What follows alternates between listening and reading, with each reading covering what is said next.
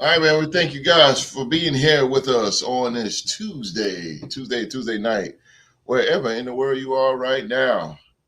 And happy 95th birthday to one of the greatest men known to history. And to this day is still an inspiration to us all. I am talking about the very late and great Dr. Martin Luther King Jr. Martin Luther King Jr. Happy 95th birthday. 95 years, man. He would have been 95 years. It's been, Jesus, almost 60 years of his death. Over 60. Wait, 68? Let me do my math here. No, I ain't gonna do the math. My brain a little fried today, but it's in the 60s, so it is what it is, man. Ladies and gentlemen, we are the Real Sports Podcast, your destination for real analysis and opinions, any and everything coming related to sports. You can follow us on all social media platforms. That is Instagram, Twitch, Facebook, X, and join our Facebook group, the Real Sports Group on Facebook. And shout out to the new members. Shout out to the new members of the Real Sports Group. We got a Miami Dolphin on there. Miami Dolphin and Tampa Bay. What up, Twan, Tampa Bay Buccaneers. The very successful. Well, we're going to get to that. We're going to get to that, man. We're going to get to that. Today, man, we're just going to go over the first round of the NFL playoffs, which is the wild card round, man. And I got, again, two of the all-time greats on the Real the Sports Podcast. 56. Thank you. My man, 56 years. Dr. Martin Luther King's passed away. 56 years. Jesus Christ. Oh, man. All right, man. Again, I got two of the all-time greats of the Real Sports Podcast right here, man. We'll start off with Mr. Episode, the man that's over 200 episode. He is the pioneer. He is the pioneer of the Real Sports Podcast, representing the three-time Super Bowl champion, the Las Vegas Raiders. He is Oklahoma State alumni. And now I can crown him as Mr. Prediction, the king of prediction. He is Mr. Young Mark. Hey, man, it's a pleasure to be back in front of you all again. I missed you guys. My football world has been turned upside down since the last time I saw you. But one thing remains the same. Them Eagles is going to cry. Eagles cry on the road to misery. I told y'all they was going to be one and done. We're going to get to that in a little bit. What's going on, y'all? Fire. Woo. All right.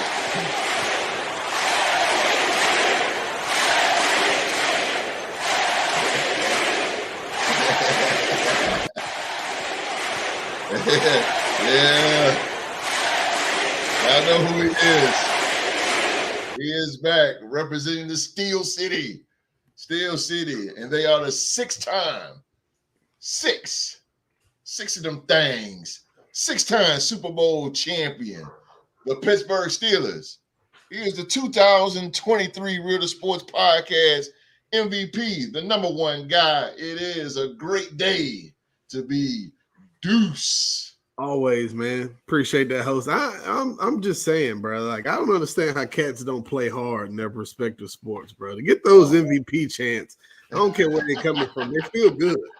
You know, make you feel like somebody. You know what I'm saying? You deserve it. But, hey, man, my season is finally come to an end. But I'll say this: we put up a fight, man. We didn't go down laying down. We didn't get steamrolled. You know, it looked ugly from the beginning, but if we hold them to one less 52-yard run by a quarterback, we might be having a different conversation right now. I agree with that. So hey, to each his own, man. So they caught a battered Steelers team. We'll be back. Yes, sir. So that's you're going out, because usually I do going out. On the next year, baby. Now it's all about the reigning MVP who's about to play at 6:30, man. Joel Embiid. That's what we focusing towards now. Ooh. From one MVP to the next, Mark. But they play Sixers like crazy. Them Sixers always on TV, bro. I can't buy a win against Deuce to save my life, so I'm backing away from that fight. I don't want no smoke. I don't learn my lesson at this point, bro. Oh man, well, we're glad everybody's here. The live chat is a moving. Philly G, thank you, Kelsey. Thank you, Kelsey's out of here, man. One of the greatest offensive linemen ever. Give him that. Ever. Give him that. Yeah. Give him that. Salute to him. Sojo's in the building. We put that blueprint out. Philly G, we all knew we would be one and done, but I don't understand how you sit on your throne of pettiness and cheer for us sooner. Oh, the plot thickens. Yeah, we all know he's talking to best friend-in-law right there. Yes, sir. Yes, sir. Cry, Eagles, cry. Sojo might be Ravens and Bucks. Huh? In the Super Bowl? If you can't beat them, join them, host. I guess not. Hey, Kevin Garnett said it best, baby. I'm not gonna go against it, but either way, it is what it is. Good Lord Almighty. All right, ladies and gentlemen, man, I got two of the all-time greats right here. We're gonna go over. We're gonna review the wild card round one of the 2023 NFL playoffs, and let's go ahead and get this show on the road. First game, the Cleveland Browns versus the Houston Texans. And the Texans, ladies and gentlemen, the defending, the new AFC South Division champion, Houston Texans, they defeat the Cleveland Browns 45-14. Holy shit. I mean, good Lord, that is a beatdown of beatdowns. So let's start this show off with the number one guy. Let's start this show off with the MVP. What do you think about that? This game? Hey man, that was what we like to call an old-fashioned ass whooping. Arse whooping. I mean, just straight up, we're better than you. The game when you came in a few weeks ago and I didn't have my star quarterback meant absolutely nothing. Yes, and nothing. The boys came out and played, and I just can't. There's not much I can say other than that, man. I mean, them guys look fired up. Every phase of the game, they were just better than the Cleveland Browns. But I think the thing that jumps off the page to me, I actually got a chance to see CJ play in person against the Steelers. He carved us up. He put 30 on us. Oh, you did go to the game. You did. We didn't sack him, and the best defense in the league, the Cleveland Browns, also didn't sack him, but they sacked Joe Flacco 4 times, and I think that's one of the biggest differences right there. You know, they weren't able to get their hands on CJ Stroud, and he made them pay for it every time he was dropping back the pass. I mean, he only had 5 incompletions. He was literally probably 2 or 3 incompletions away from having a perfect QBR. This kid leads the league, not just rookies, leads the entire NFL in average QBR. A straight up ball player. He's the definition of a franchise player. And I love that he's using his platform to glorify God. I think that's the biggest thing. Facts. I like that. He even said that. He reminds me of DeMario Davis, but on the offensive side of the ball. Every time he gets his chance to glorify God, he does that. And I'm gonna be honest with you. As long as that brother's doing that, he's gonna be successful. I don't know what else you want me to tell you about that. Sky's the limit. As long as he keeps the man upstairs, keeping the main thing, he gonna be all right. Yeah. I gotta get to him. And host, I gotta say it, bro.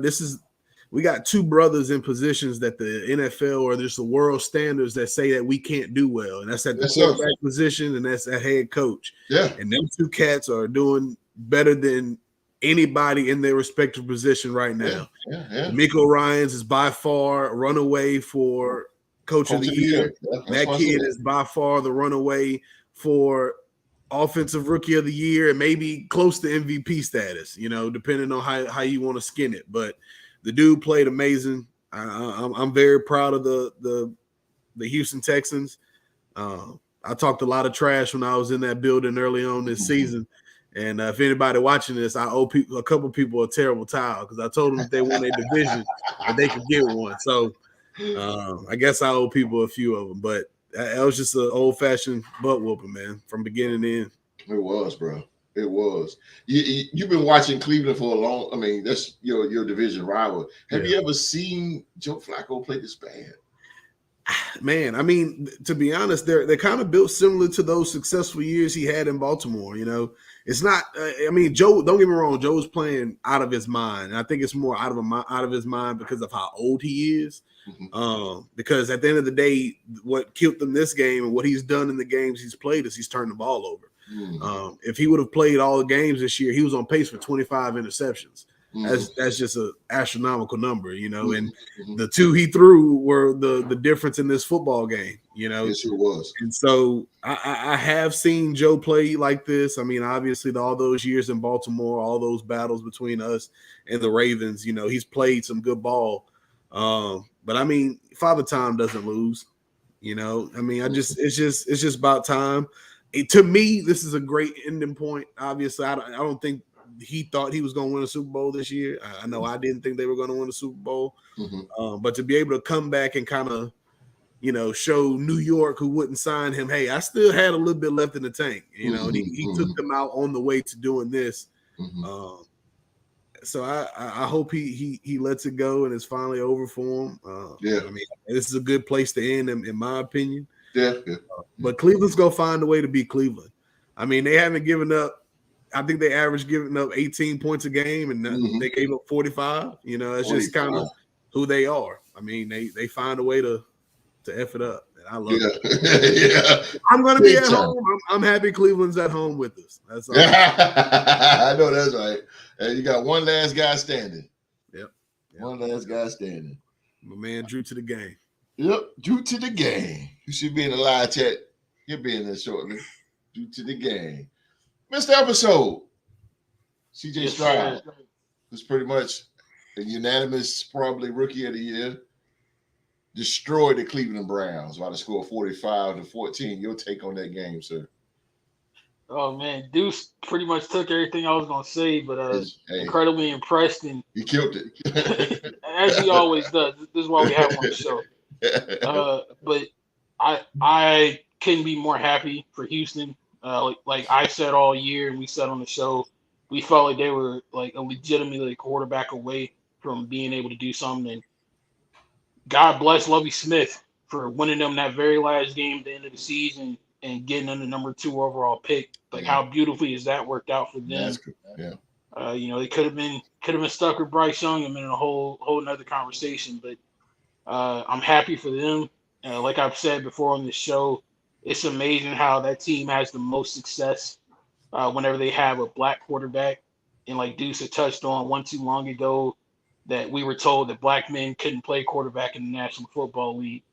So HBCU alum by the name of Doug Williams from Grambling State University went and shocked the world and proved them otherwise. But incredibly happy for him, happy for CJ and the gang. I kind of hate how voting is already over for like the end of the year awards because in my opinion, all due respect to Kevin Stefanski and the Browns, but I think he would have lost that award Saturday night if the votes hadn't been cast already for Coach of the Year. I think D'Amico would have snatched that from him if they were still voting for it. But sadly, the votes are already in for that. But hats off to Houston, man. And honestly, hats off to Cleveland as well. To get this far especially after everything they've had to overcome, losing offensive linemen, losing Nick Chubb, going through multiple quarterbacks. For them to stay on course and keep believing in themselves all the way to the very end and never throwing in the towel, unlike another team that I know in the NFC East. Oh boy, You know, we they get kept that they boy. really kept fighting till the bitter end, and you got to tip your hat to them and give them their credit, because to be completely honest with you, a lot of other teams, not just the Eagles, but a lot of other teams in the NFL, probably would have packed it up and been booking off-season trips to Cancun the Facts. moment that Nick Chubb went down, or the moment that Deshaun Watson went down. So hats off to Kevin Stefanski and those boys for fighting till the end. Mm-hmm. Let me ask you guys a question before we move on, man. Can we finally give this man flowers? Can we finally say that he's a dog? Because I'm gonna say he's a dog and flowers. And I'm talking about Houston, Texas wide receiver Nico Collins. Absolutely. This dude is a dog. Absolutely. I can't remember exactly what stat it was. I want to say it was 10 plus touchdowns by a receiver in Houston. And I think those are only other two guys to do it. And it's the most notable two names we've known to be receivers for them, with Andre Johnson, who, if I'm not mistaken, is the new head coach at Texas Southern. Yeah. And really? Yeah. Oh, Dre, that's what's up. I like Dre. I like Dre. And DeAndre Hopkins, and so now Nico is putting himself in some elite company with doing the things he's doing, and I believe he's fully made himself as their number one guy. Wow. He's CJ's number one guy. I think it's going to be very, very dangerous when Tank Dell gets healthy, and if Dalton Schultz decides to stay, that offense is going to be together for a long time, man, and they're gonna put up some numbers. Yeah, man. Good Lord. Whew, I forgot about Tank Dell. That little joker can go too. Oh, yeah. Man, he was a problem. Yeah. But that Nico Collins, man, he remind me of Dre Johnson so much. Oh my God. That dude, he like Andre Johnson and Michael Thomas kind of like together. That dude right there he's a dog. I gotta get that. This is my third time seeing him play, bro, and every time I see him play, he is doing his thing. Like this dude, the yards after catch he gets, bro, is insane. I mean, holy smoke! I haven't seen nothing like that since Dez Bryant. Yeah, talk about Dez Bryant. That's my guy. Shout out to 88. That's my dude. Man. That dude, man. I said, man, this dude Nico Collins, man. Here we go again. I gotta get to him, dog. What you think, Mark? Dog? Oh yeah, for sure. Especially considering, again, most of the season, CJ's favorite target was Tank Dell, and to see him step up the way that he did, Nico Collins step up after Tank went down and just completely take over that offense, man. You got to be a dog to do that. Yeah. So I'm with you 100%, host. I agree with you. That dude. Yes, sir. I just want to clear up one thing. Andre was in the running for the head coaching job at Texas Southern. They did not give it to him. Oh, damn. It's a brother named Chris Dishman. But it was a lot of Chris Dishman? He's played for the Vikings? Yeah, and I want to say he played for the Oilers, if I'm not mistaken. Let me see. Played for the Vikings, too. Two-time Pro Bowler, 13-year NFL career. Played for the Commanders, the Chiefs, and the Vikings. Yeah. Yeah, that's back in the day. Yeah. Chris Dishman. Oh, okay. Wow. So Andre his name was in the running for it, but he facts. Yeah. He pulled his name out five days ago. So I'm a little late. Dre's a dude, man. He don't talk. He don't know no word, no nothing, man. But man, Nico Collins. I think I got me a new wide receiver, bro. I like that dude right there, boy. Woo. Well, we know what team host is going to select next year if we when we go to Fantasy Sportivo for our fantasy football. You get to select a team instead of a player, ladies and gentlemen. So if you're kind of new to fantasy football, go check them out. Man, I had some man. I enjoyed watching that dude. That dude was nice, bro. I really enjoyed that. All right, man. Next game, man. The fourth coldest game in NFL history, and it was between the Miami Dolphins and the AFC West for the last time, AFC West champion, the Kansas City Chiefs. Chiefs came up big over the Dolphins, 26-7, 26-7. And let's roll back. Let's go back. Let's go to Mr. Episode on this time. What do you think about this game, man? Very, very cold. Very, very. -4, wasn't it? Geez. I'm gonna be real with you. Just keep it honest with you. After watching that game, I legit have to question Mr. Don Shula. What all did you sacrifice for that perfect season back in '72? I was thinking the same thing. I'm just being real because it seems like ever since that perfect season, man, anytime Miami gets good, it's like they get snake bit right when it matters the most. Yeah, that's true. They were so hot and then got down the stretch, caught a lot of injuries on both offense and defense, and injuries. I feel like that came to roost in this game. Mm-hmm. Not taking anything away from the team with a good barbecue, because again, if you went in the playoffs, you got my respect. But just Miami, man, they couldn't do nothing, man. They had that one lightning strike play to former Oklahoma State player Tyreek Hill, and that was about it. Offense really couldn't do nothing to it and not look comfortable. And kind of the thing that Street had been warning us about all season kind of came home. Be true. They couldn't handle the cold. You could just see it in their body language and the way they played. They weren't built for that kind of thing. And if only they would have won Week 18 against Buffalo, things have been a lot different for them. But that's the way that's the way the cookie crumbles. But man, I seriously got to ask that question. I don't know if anybody's asked it before. No. This is what I said with Don Shula. I said all due respect though. I know he's passed, but I'm like, man, can somebody just dig up Don Shula? Okay. Yo, he would not let this fly. This is insane. This is insane. It's not even so much he wouldn't let it fly. It's just like I've seen instances throughout NFL history where teams from more markets have to go to the playoffs and play in a cold weather game. And they may not always win, but they at least put up a valiant effort and it's a fight till the end. Yes. You know, like Dallas in the Ice Bowl, they fought to the very end. Yeah, god dang. The Chargers in the freezer bowl, they fought to the very end. Yeah. The Raiders in the 90s, when we had to go to Buffalo with ourselves, our head coach, we fought till the end. Yeah. Miami got cold, man, and it just floundered. So, that don't make no sense, bro. Oh.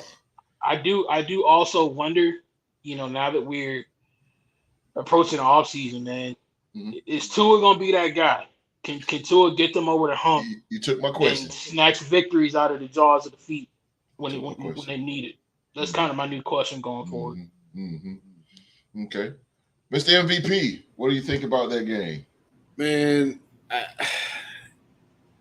I'm just kind of tired of seeing guys not play, man. Like the Dolphins were on the field, but they just didn't play. I mean, lots of times, you know, Isaiah Pacheco coming downhill and nobody wanted any parts of him.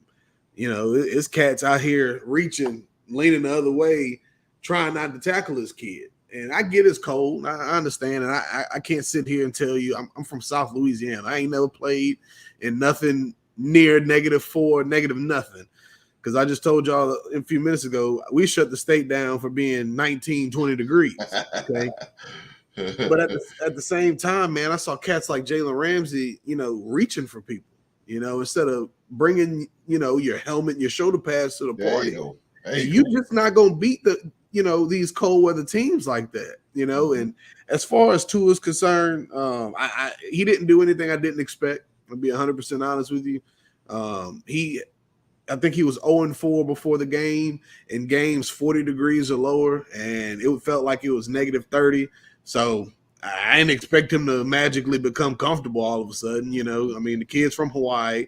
He played in South Alabama, and now he plays in South Florida. He ain't used to the cold. He just not gonna play well in the cold. It is what it is. I gotta tip my hat at the Chiefs. I think this is one of the best defenses I've seen from them in the past few years. They look real deal, and I hate to say it now. You know, you let that kid number 15 in the playoffs, man, and ain't no telling what he's gonna do. You know, I'm just being. I know. I feel you. I get it. I'm not as big a fan either. Yeah. But you let him in. I mean, and he did what he had to do. You know, and they leaned on that run game. You know, Pacheco had 24 carries. I actually like Pacheco. 24 carries for 89 yards. I'll take it. In a game like that, you know, 24 carries. Clyde got 7 carries. You know, and Mahomes does what he does on 3rd and long when, you know, you decide to play man coverage or your Mike backer is in coverage and he turns his back and, you know, Pat Mahomes sneaks out the back door and go run for 15, 17 of them. Yeah. And then go look at you and get out of bounds. You don't even get a clean lick. You know it's coming. But you just can't stop it. Travis Kelce dropped a few passes, but Rashee Rice came alive. You know, I can appreciate that. You know, that ball feeling like a brick, like they throwing bricks around, and he had soft hands and he looked very good in that game. 8 catches, 130 yards, and a touchdown. That's what you need. That's number 1 receiver like numbers. You know, there you go. There you go. Even though he's obviously the second guy to Travis Kelce, but when you can get 15 catches, 201 yards, and a touchdown from your top 2 receivers in a game like that, you'll be all right. You know, once it warms up, or you know, once you get into a warmer setting, you know, like a Super Bowl. You know, obviously it'll be in Vegas this year. You know, those rest of those other cats will come alive. You know, Dudes, don't speak that into existence, bro. I'm just saying. I didn't mean that. What's the other tight end name? Noah Gray. Yeah, he was good. He was good. He was in the right place at the right. I like his route running. He just ran a wheel route or a 7. Either a wheel or even a 7 route. And he was bam. He was there. Yeah, he was hitting them routes, boy. The Dolphins, like y'all said, the Dolphins have managed to do something that we've seen Cleveland do over the years, and the Cowboys do over the years, and they get to the big dance. Not even the big dance. They get to asking a girl to the dance. There you go. Can't figure it out. You can't figure it out, bro. And you could just tell. I was watching the game, bro. I could just tell the cold really got to them. They were so still on the field, host. Yeah, bro. They didn't care who won or lost. What time we can go to the locker room? Did you see halftime? They was out of there. and Mike McDonald, man, you know, he looked like he's about a good 98 pounds soaking wet. And it's like, oh my God, he was like this. Yeah. No, he was like this the whole time.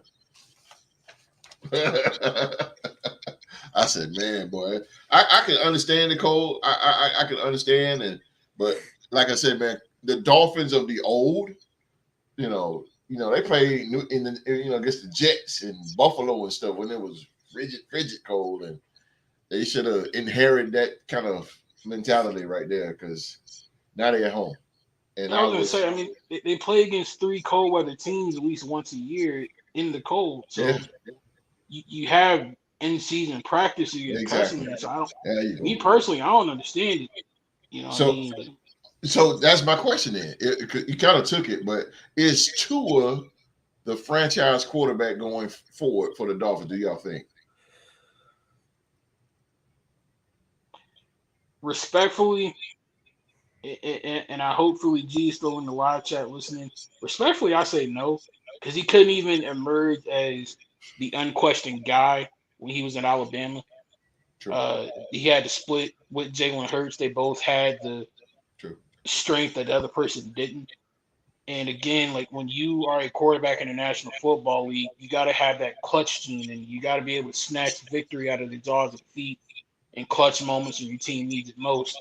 A la, I hate to say it, a la a Derek Carr, or a la Terry Bradshaw back in the day, or Troy Aikman back in the day. Got to be a killer. Yeah, you got to go out there and get it. And I've seen Tua take strides. Like again, no disrespect, he finished the entire season healthy. He didn't miss a game.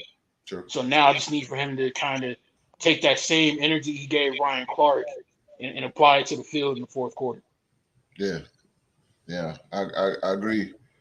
I agree, man. Tua, it's not because he's left-handed. I mean, this is just complete God's honest truth. I did not really feel him in Alabama. I just didn't feel him. He was just so. It was just so fragile. dude stay hurt, man. I'm like, damn, man, put Jalen back in, bro. Like, I think we was at our best when Jalen was there. But by him being in the NFL now, Miami's so good, but he is so mediocre. If y'all could understand that. Miami's good, but Tua's mediocre. Now, granted, he got Tyreek Hill and he got Jalen Waddle. He can just throw the ball up. They're going to get it. So it kind of makes his job easy. But this is right here where he needs to be a quarterback. I think that's the thing, though, host. And yes, sir.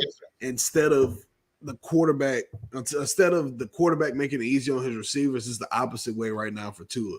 Like, we got used to seeing guys like Brady make the dudes around him better. He put the ball to where it made it easy for them, but when you get in scenarios like they just did, they need, when Tyreek and Waddle can't get as open as they normally do, then now we need Tua to do things that are just a little bit above, average. We need you to be, the guy. And I just don't know if he has that. Like, I can remember a lot of the throws he made at Alabama being slants or being go routes and things of that nature. That's it. Stuff like, oh, here's this window, even, put that stuff in the window. It wasn't a lot of that. Yeah, and I'm not, slighting this man. I think he's a good quarterback. I'm not trying to take anything from him. No. But at the end of the day, there are tiers to this game. There are some guys that are just better than other guys, you know what I mean? Or just are more talented than other guys. And I think, just for, easy remembrance, when Tyreek got traded there, they asked him about who was better out of Pat and Tua. And he said Tua, which was the right thing for him to say in all rights. But I think on Sunday we saw, or Saturday, we saw exactly who was better out of those two cats. Pat, when it comes down to games like this, he just turns it on. Yeah. He's a gamer, man. Like, when you put those big time, he likes the lights.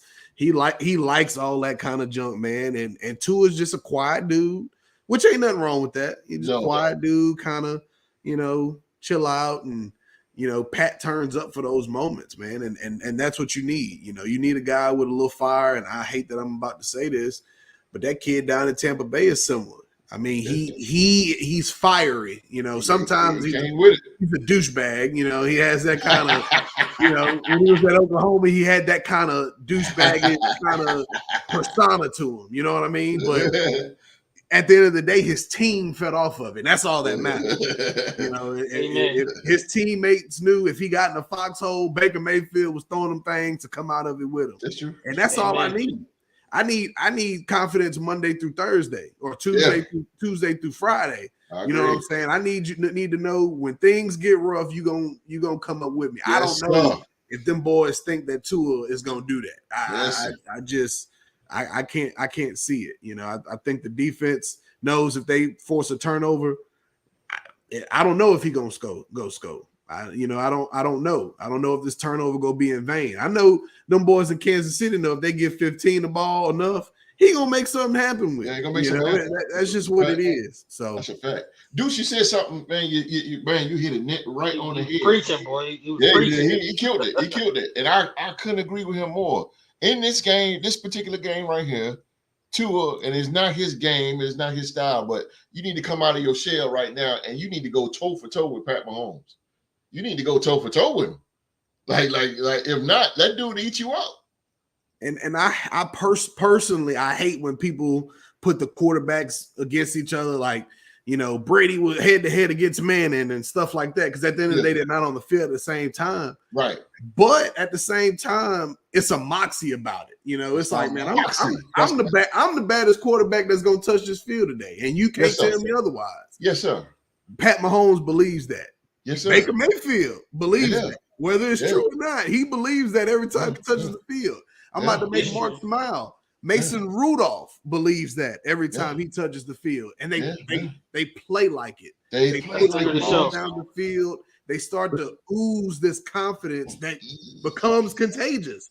Now it's like, oh, That's you throwing that. You believe in me like that, George? We saw George Pickens do that. Yes. Oh, you trust me enough to throw that ball in the double coverage because you think I'm gonna come down with it. There you All go. right, let me show you. There You know, but there when I just got to throw a slant to Tyreek and expect him to do everything else at the end of it, then that guy gets banged up, or Jalen Waddle. Those two guys have been banged up for weeks now.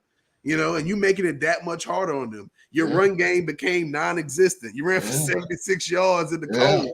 You got outgained by one running back. Yes. Pacheco. It's and you're so right, man. That's why in the late 2000s, Baltimore, Pittsburgh, New England, Indianapolis, and Cincinnati. Those 5 teams, when they went against each other, bro, if the Ravens played the Steelers, it was going down. Yeah. The Patriots played the Colts, it was going down. The Bengals and the Steelers, it was going down. Why? Because those guys compete against each other, and you ain't gonna outdo me. Brady is not gonna let Manning outdo him, and Manning ain't gonna let Brady outdo him. And that's what Tua should have did. He should have had that mentality, but I mean, he didn't, of course. But that's what made those 5 teams, what I just named, that rival was something special with those guys. When every time those guys came on NBC, man, I was glued. And I'm a Raiders fan, and I'm glued. Roethlisberger, right? Manning, Brady, Carson Palmer, Andy Dalton. Them dudes competed. Man, what you talking about? It was so good that they always put it on Sunday nights. Those were the games that got flexed out, Damn, that's especially coming around week 12, week 13. Them games start meaning something for a division championship or playoff. Hey man, get the Dolphins out of that spot. They're going up to Foxborough anyway. Get them out of there. Put them at 12 o'clock. Yes, sir. Yes, sir. Give me them games right there, boy. I used to love them games, boy. I don't care. You can mix and match all those 5. It was going to be a good game regardless. It was going to be good. Oh, my God. I get goosebumps just thinking about them games, boy. Woo! I just want to say, yes, sir. This is the one thing that I cannot stand about every single Pittsburgh Steelers fan that come into my life. I want to hate y'all so bad, but y'all make it so difficult to hate y'all, man. This man just praised Mason freaking Rudolph and Baker Mayfield. I'm good for the rest of the season, bro. I don't need nothing else from you. Hey, bro. I don't like certain cats. I mean, I'll be honest. I ain't never cared for Baker. Since he been in college, I ain't cared for him.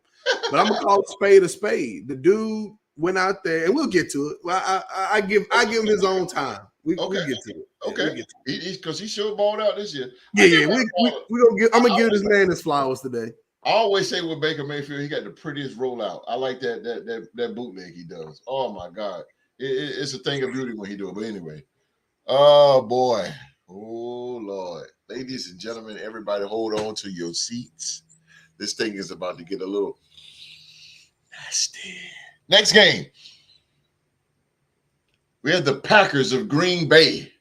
They traveled all the way down south to AT&T Stadium to defeat and beat the brakes off the NFC East Division champion Dallas Cowboys, 48-32.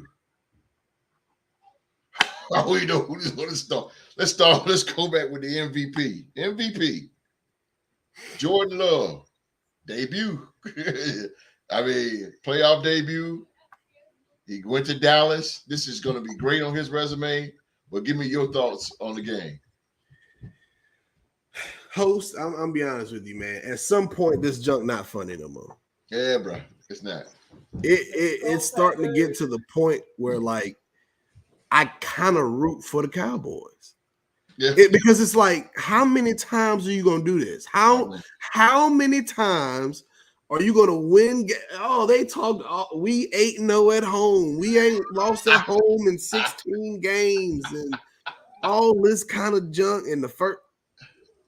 And you let Jordan Love, who has had a roller coaster of a year, some games he's up, some games he's down. Oh yeah, and he came in and lit y'all up. Matt LaFleur came in there and outclassed Mike McCarthy. That's it right there. In his building, in the uniform that he used to wear. Yes, sir. In the building that, unfortunately, Mike McCarthy won a Super Bowl in, unfortunately against my Steelers. And you just let them, and he made Dan Quinn look crazy. I mean, we talked all about Dan Quinn, how great of a DC he was. Yeah. And he just made him look like chump change. Chump change. That man-to-man was not working.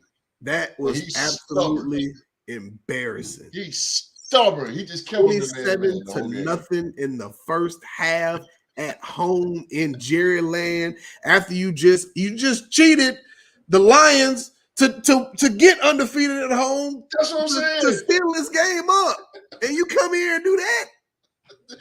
Karma. Well, we're gonna talk about karma in a couple of minutes. Yeah, I know it, but ironically, this is karma. This is karma. You cheated. You cheated. I'm sorry, Mr. MVP. No, you're good. They sugarcoat. I had a host. I mean, I had a coach that told me back in the day that you could shit in a pot. Yeah. And you could season it, and you could cook it like a steak.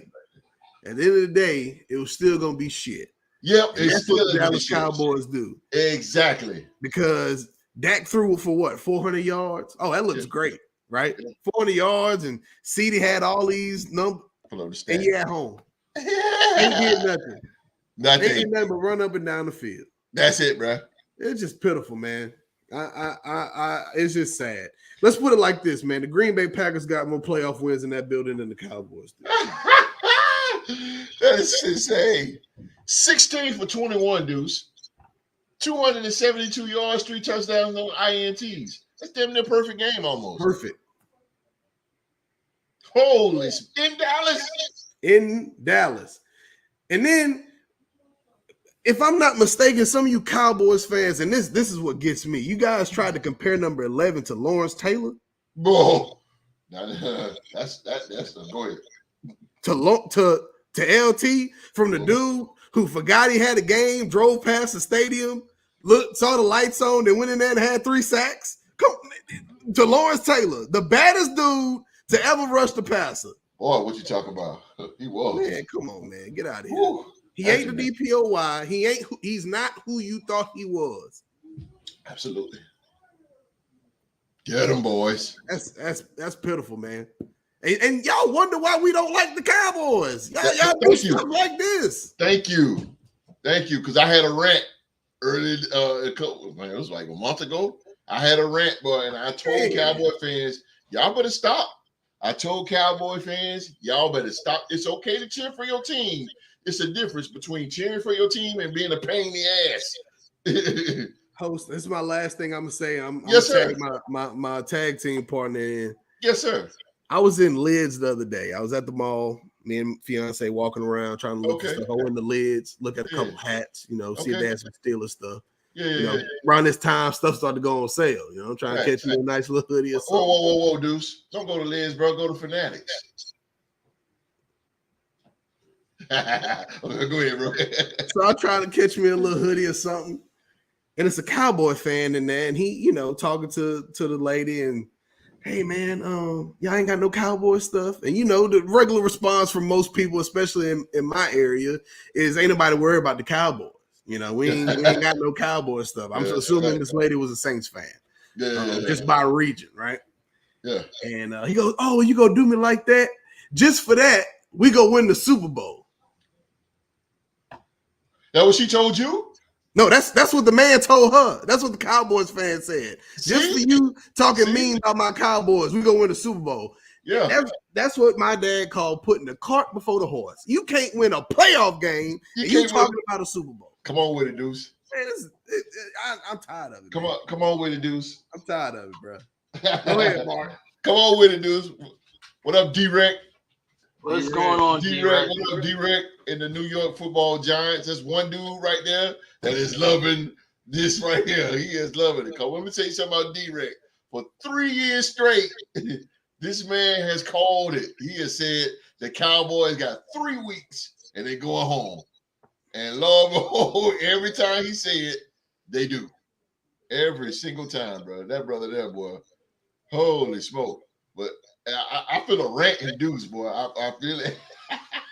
He holding back tonight, boy. But I feel it. I feel it, boy. That's the same way I felt. That's the same way I felt, dudes. Going at it. Philly G. D-Rec is getting. I'll let it be. Nah, D-Rec, fall back, bro. Fall back. I got you. Please fall back. I see. Man, I'm mad I can't see it, man. Boy. God dang. Look, fall back, look, bro. I glance it. Oh. Fall back. D-Rec, fall back, bro. Oh, damn. Fall back. All right, this episode, Green Bay, they smacked Dallas. They did the world a favor. To be honest with you, they did the world a disservice, host. Yeah. I disagree with you on that. I disagree with the host card. The devil They did the world a disservice because to be real, and Aiden Hutchinson brought this up in his post game interview after Detroit's playoff game against the Rams. Detroit wanted Dallas, and the football world wanted Dallas to win that game against Green Bay to set up a rematch next week with Detroit in Detroit. That's really, in Dallas. That's really what we want. That's what we were owed, so we should have got. Getting past all of that, it's amazing what can happen when you really underestimate your opponent. Yes, sir. Start looking ahead to the next week. Yeah. Green Bay caught Dallas slipping. Dallas overlooked them. I guarantee you, Mike McCarthy and that whole locker room was probably like, man, we got Green Bay in the first round. It's gonna be a cakewalk, man. They probably BS through practice all week, BS through warm-ups, was probably expecting to drop 40 on them at the halftime and be done with it. No. You have to play who's in front of you. And like Jimmy Johnson said at halftime, man, you got to get fired up. Woo, Mike Jimmy, McCarthy. Did you see Jimmy rant? Yes. I never seen him do that on TV, bro. Man, Jimmy got me fired up from the crib. You ain't lying, boy. Jimmy never lied, bro. Man. He went off.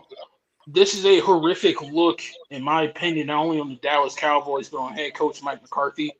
Because how in the hell do you give up the kind of performance you did to Jordan Love when you got Stephon Gilmore, DeRon Bland, Micah Parsons on the other side on that defense, and you gave up that? They couldn't get to Jordan Love. They couldn't pick the ball up. They couldn't force no turnovers. They just played bad. And I'm gonna be real. I look at Mike McCarthy is the reason why.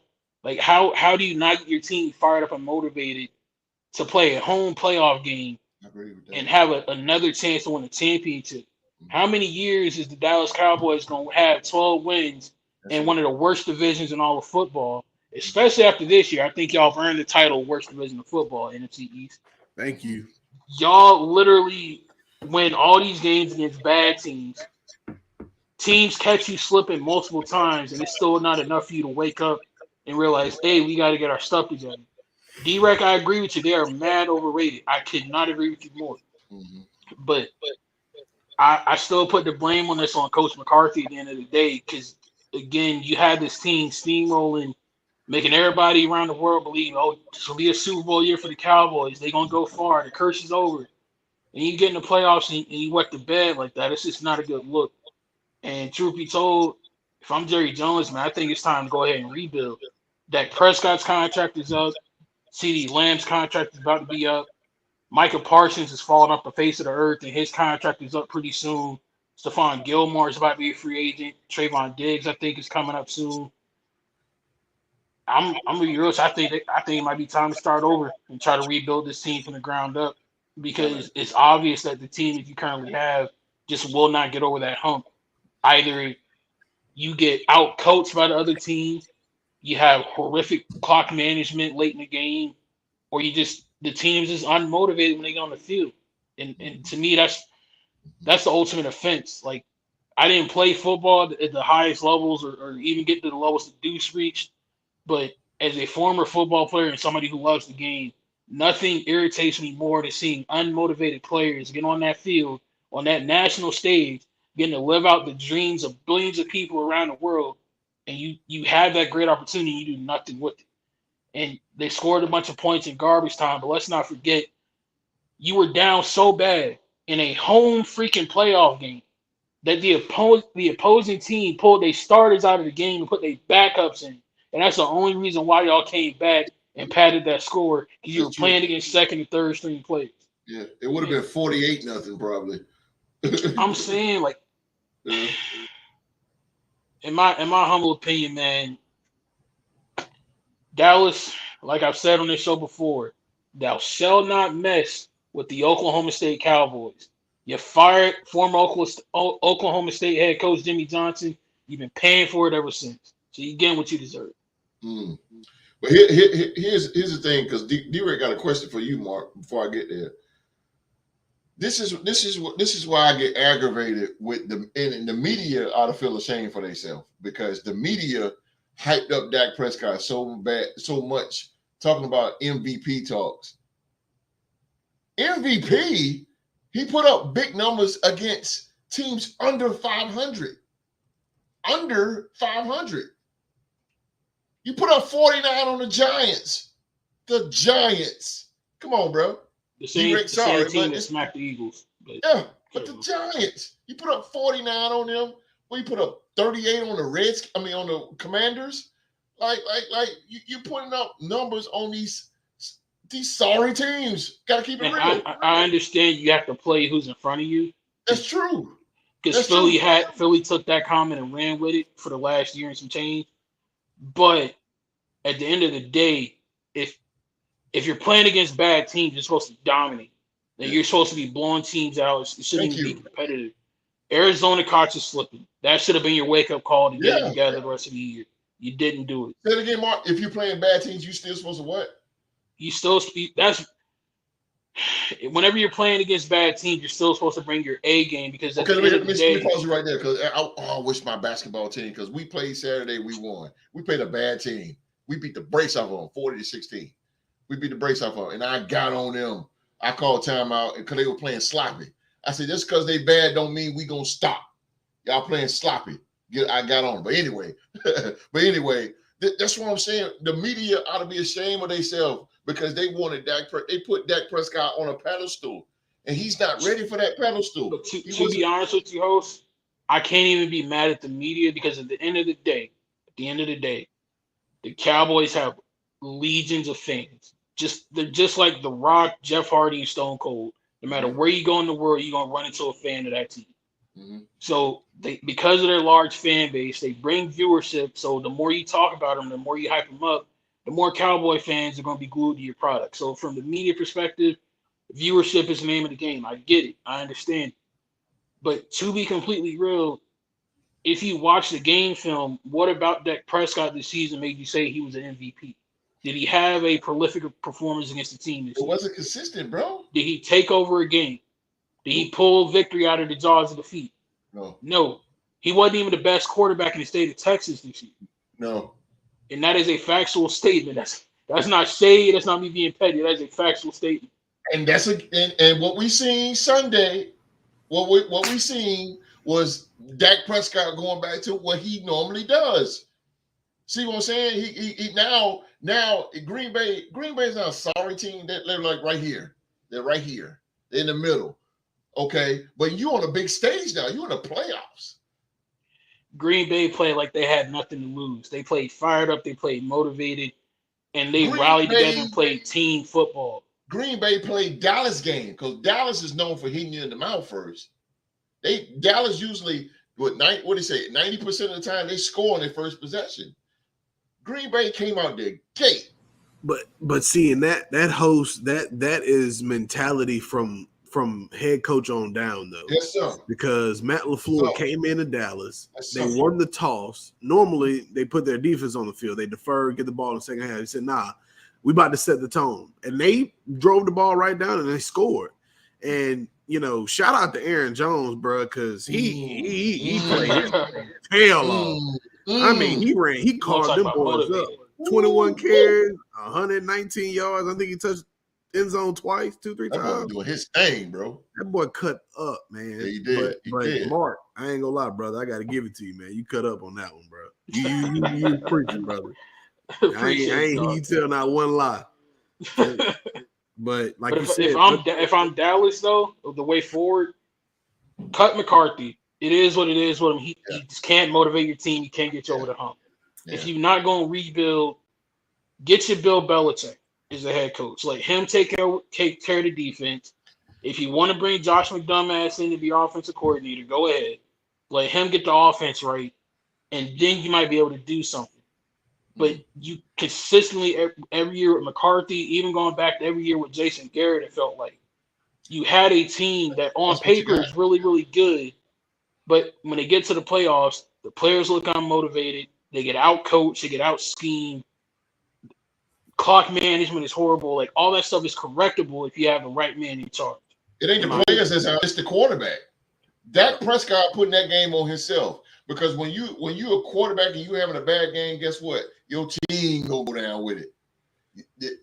When we put our shirt on, we put our shirt on from the head first, right?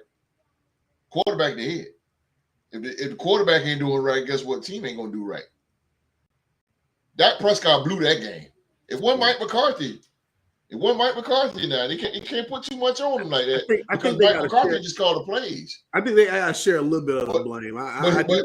But Dak Prescott executed. No, I do believe Dak had. If I had to put a percentage on it, it'd be 60-40, 65-35. Yeah. Just because I think, like you said, with Dak putting the game on him. Yes. I think when you see your quarterback struggling, now it's time to run the ball. It's time to get behind them 5 all-pros that claim they always have a good offensive line. Right. Always have a good offensive line. Trying to get behind them guys. And now it's time to, do a little play action. Get Dak out and give him some easier passes. Get Jake Ferguson involved. And they did get Jake involved. Jake had 10 catches, his career high. I think he had 95 yards, which is also a career high for him. So why not lean on that a little bit more? But at any given time, he was trying to push the ball and a lot of that stuff, man. He just looks anxious, bro. Like he pocket be clean, and all of a sudden, the feet get quick, and he just getting the ball out. That's how Darnell Savage got his pick six. He's waiting on it. He's waiting on it. He's waiting on that shit. Do you think that has something to do? And host brings this up a lot when talking about the great Derek Carr. Do you think it has something to do with that injury he had a couple of years ago? Because getting your ankle broke can be pretty traumatic, I would imagine.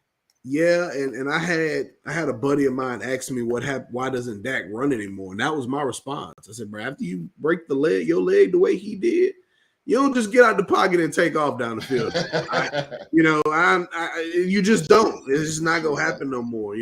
I don't know if it's that or if it's just, it sometimes it seems like his body is going a little bit faster than his mind, man. Like it looks like he's just reacting. And as a quarterback, you can't react. You have to be very intentional with what you're doing. You have to know where you're going with the ball, know what's in front of you, know the scheme, know where the hot routes are, know, who's pulling what defender away, what's my check down, what's my, all those types of things. And just sometimes he just gets ahead of himself, And the kid's talented, the guy can play the quarterback position. If the only thing is, bro, is my thing, and piggyback off of what Host said with the media, with the way this dude plays and with his history of playing in the playoffs, if he didn't have that star on the side of his helmet, we wouldn't talk about him. Oh, boy. Oh, no. You're right. Or if we did talk about him, Deuce, I think he'd be getting the Andy Dalton treatment. He's good, but he ain't gonna get you where you need to go. Yeah. Be a career backup type cat. Career backup. Yep. I agree. I don't mean that in a disrespectful way, Mark, but we've seen guys do the same things that he's done, man, over and over, and they don't get the benefit of the doubt like a Dallas Cowboy quarterback. I agree with Deuce on that. You're right. You don't. Mark, you got D-Ray got something I want to ask you. Hell no. Hell no. He beat you to it. Hell no. Not no, but hell no. Hell no. Dude, if you are struggling to read defenses in the preseason, what the hell makes you think this man can be the answer for the most pressurized organization in all of football? To Dak Prescott's credit, when you are a quarterback playing for America's team, that is a crap ton of pressure on your shoulders 25 hours a day. Oh. And if that man couldn't handle the heat in San Francisco during the preseason with Sam Darnold breathing down his neck, ain't no way in hell he's going to be able to survive in Dallas. No, sir. No, What would y'all do? either D-Rich, go and get what would Bill y'all do? Belichick and I keep hearing that. and let him take you to the promised land, or just straight up rebuild. I'm be honest. I pray to God Bill doesn't go to Dallas. I don't even know. And for that reason though, Mark, because I do think he is a guy that can fix those, right those wrongs. Yeah. The only thing is, he ain't gonna take that junk from Jerry. You ain't That's gonna it. be coming down to my practice field and That's it. trying That's to it. tell me who to play and all that kind of stuff. You can go watch from that, the film stand up there. You can go do that, but you ain't gonna tell me how to run my team. So I think that would be where the conflict comes in. But as far as all the things that we've grown to see from the Cowboys, how they come out and like Mark said, they don't seem prepared, they don't seem fired up. You're not gonna see that from a Bill Belichick led team. Even these bad teams over the years, their defenses have gotten up and played. You know what I mean? Their offenses have been bad because they've done bad things by like letting Bill Belichick call plays or letting Matt Patricia call plays, guys who've never called offensive plays in their life, doing things like that. But Bill gonna have a disciplined team. Like Jabril Peppers is a better ball player because he's been in New England for so long. Like cats like that, the McCourtys and guys like that. You listen to those guys talk about Bill, Damian Woody and Teddy Bruschi and all these types of dudes. You hear them talk about Coach Belichick. It's a reason why. The dude is always ready. He's ready for two, A, B, C, and D. So I just hope he don't go there. I'm be honest with you, because I think he could turn it around. I really hope he don't. And if he do, I hope he bring your old coach with him, because he'll mess it up. So. The only way Josh McDumbass can have success is if he's attached to Belichick. That's a fact. Yeah, that's true. But who would be the quarterback? You gotta get rid of Dak Prescott, bro. You gotta go. Not if you're gonna have Bill Belichick in there, in my opinion. In my humble opinion, if you're gonna roll with Bill as your head coach, you need to have you a veteran quarterback. Bill has proven, like respectfully, Bill proved with Mac Jones, he is not the coach you want to have if you have a young, developing quarterback. Yep. Okay. And then I think he drafts a running back. I think, or even goes after, Derrick Henry coming out of Tennessee, because I think it's the last time we've seen him put on that jersey. True. Maybe it's a guy like that. Coach. Yeah, maybe it's a guy that you go pick up like Derrick Henry to come down and pair with him. That way he can run his style of offense. We've always seen those bruising running backs that he's had. That's why he went and got Zeke. You know what I mean? The guy that's going to fall for 4-5 yards and lean on the run and makes your quarterback's job that much easier. So maybe if they do like that, and CD's a all world type dude. I mean, for him to have all the cats to wear 88 over the years, and him to have the best year a receiver has ever had. Now, granted, they throw the ball 60 times a night, but still, he's a real deal ball player. So I wouldn't see them trying to get rid of him. I mean, they messed that up when they got rid of Amari. So God damn, he been at 8 years though. You got to do something with that. He been at 8. I say get rid of him. I think it's time for him to go. 8 years, ain't nothing happening. I agree with you. If you want to go down the rabbit hole of rebuilding the team, then yes, I'm all for it. But I feel like the only way you keep Dak is if you bring in Bill.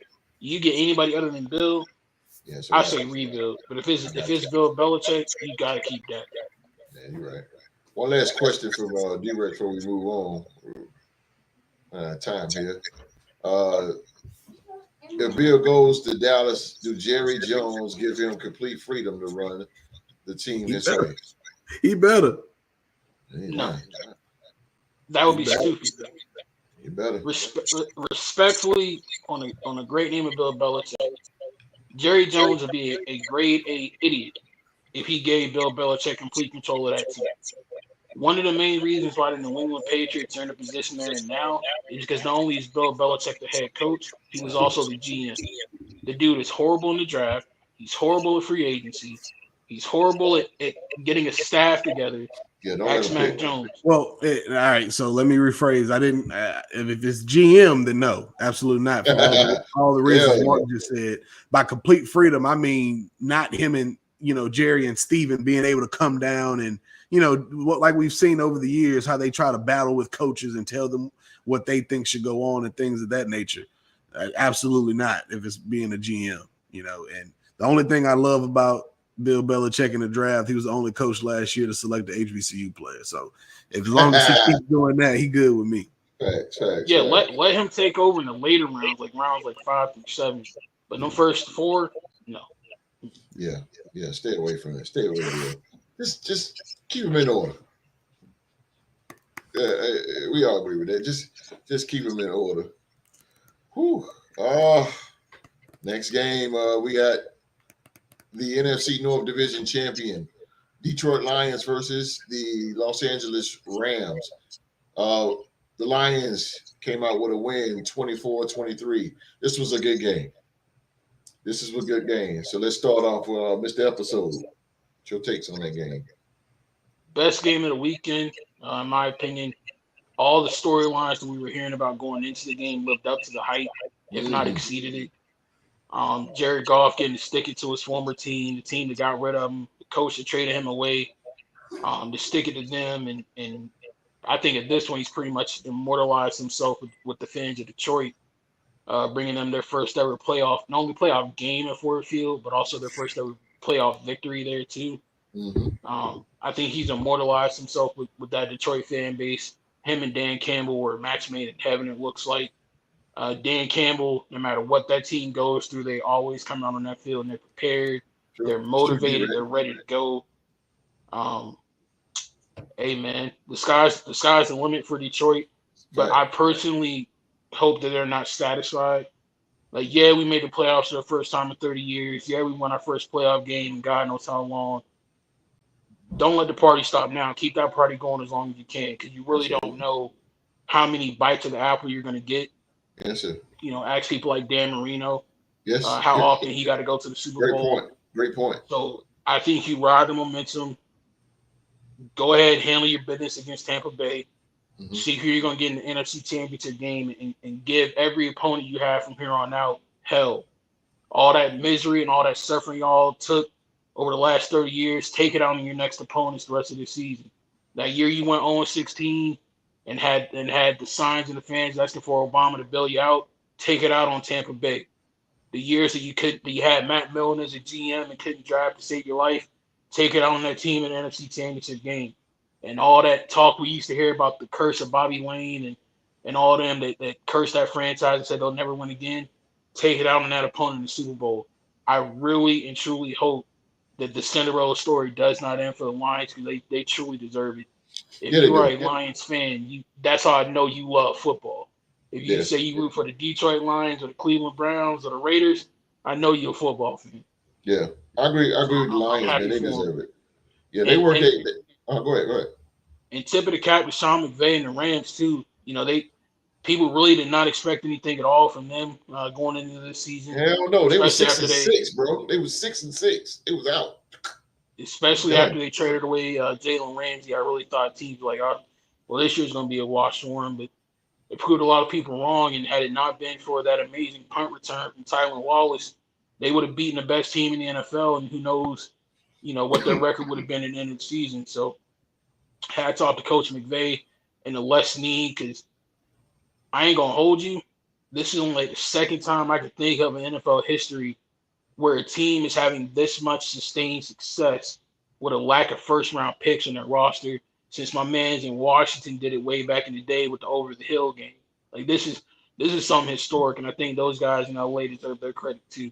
But shout out to Detroit, man. Shout out to the 313.